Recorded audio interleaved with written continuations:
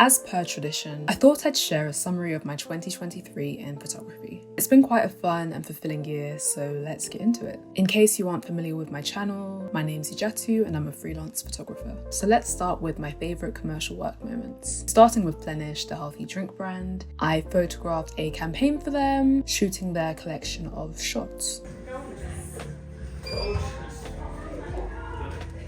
Nice, perfect. I really enjoyed working with Capture One this year, working with them to produce and shoot an editorial, to showcase the latest features, and then later flying out to Copenhagen to do a live stream with them. I worked with Adidas this year. Myself and a number of creatives created t-shirts for them to celebrate the launch of their Club Originals campaign, and I did an interview with them which went up in their flagship store alongside my t-shirt. I worked with BAFTA, photographing their BAFTA Breakthrough alumni in celebration of 10 years of the BAFTA Breakthrough program.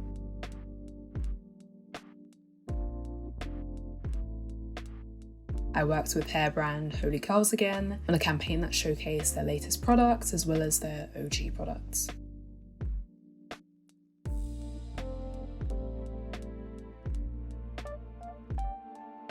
I had the pleasure of photographing members of the Black Music Coalition for their feature with Dazed.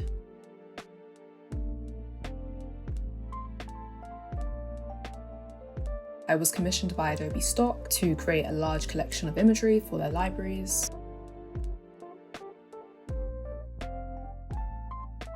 I've worked closely with Bite Back, a youth activist movement that challenges the food system. I spent some time in Wales photographing the youth activists and leaders, and have worked closely with them since to produce imagery for their web and socials.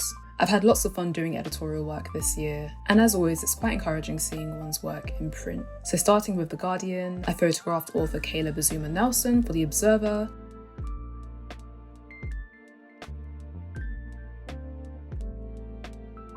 comedian Rosie Jones for The Guardian,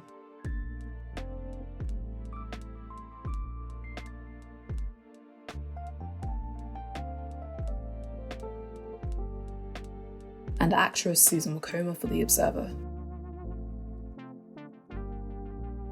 I headed to Cambridge to photograph Dr. Monica Moreno-Figueroa for Cambridge University's Can magazine.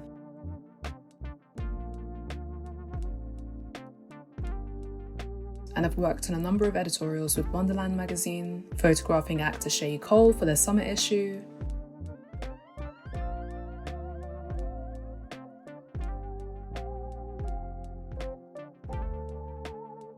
singer Oxlade for their autumn issue,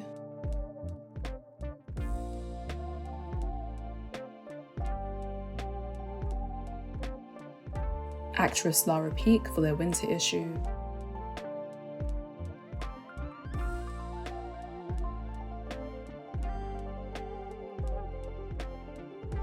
and actor Stephen Odebola for their winter issue.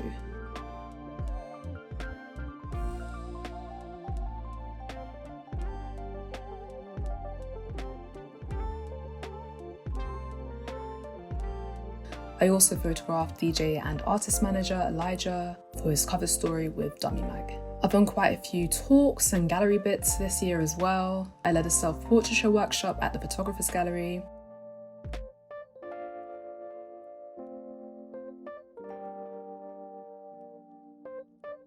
I officially launched an exhibition with CW Plus to mark the end of my residency with West Middlesex Hospital. I was on a panel for Tate Modern during one of their Tate Modern Lates. Our main responsibility is just making sure we're not contributing to, how dangerous photography has been in the past. I think, that's my main concern anyway, just making sure that I'm being as ethical as possible when it comes to representing my subjects and just making sure they're represented as honestly as possible. And I worked with Tate again for a photography challenge where I had to create a photo shoot with a budget of £50. I led a portrait photography workshop alongside photographer James Anastasi for Fashion Minority Report, and I gave a talk to the University of Toronto's Institute of Islamic Studies about my work and practice. And in true freelancer fashion, I also did a bit of modelling and extra work. I worked on set for an upcoming film about Bob Marley and had my little 1 second of fame moment when I appeared in the trailer. I modelled for Gramici for their spring-summer campaign. I spent a few weeks working on set for 6888, a film directed by Tyler Perry, featuring Kerry Washington, and I was given some dialogue in an upcoming film with Orlando Bloom, and I'm hoping they keep my part in. And I guess I'll include this here as well. I was invited by Roxanda to their Fashion Week show, and they sent me a beautiful outfit to wear.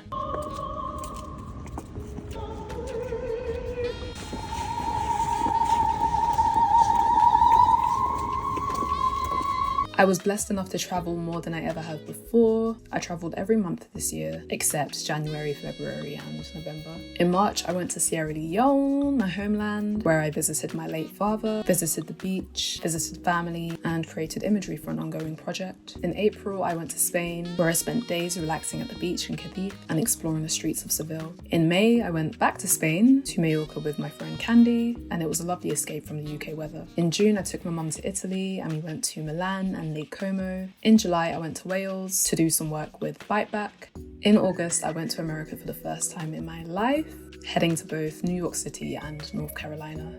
And it was an amazing trip with my brother Aliu to drop him off for college. I loved New York and connected with so many incredible people, and I hope to return soon. In September, I went to Paris in France, where I spent time with friends, and I finally got to see Usher perform. Anyone that knows me knows how much I've wanted to do this.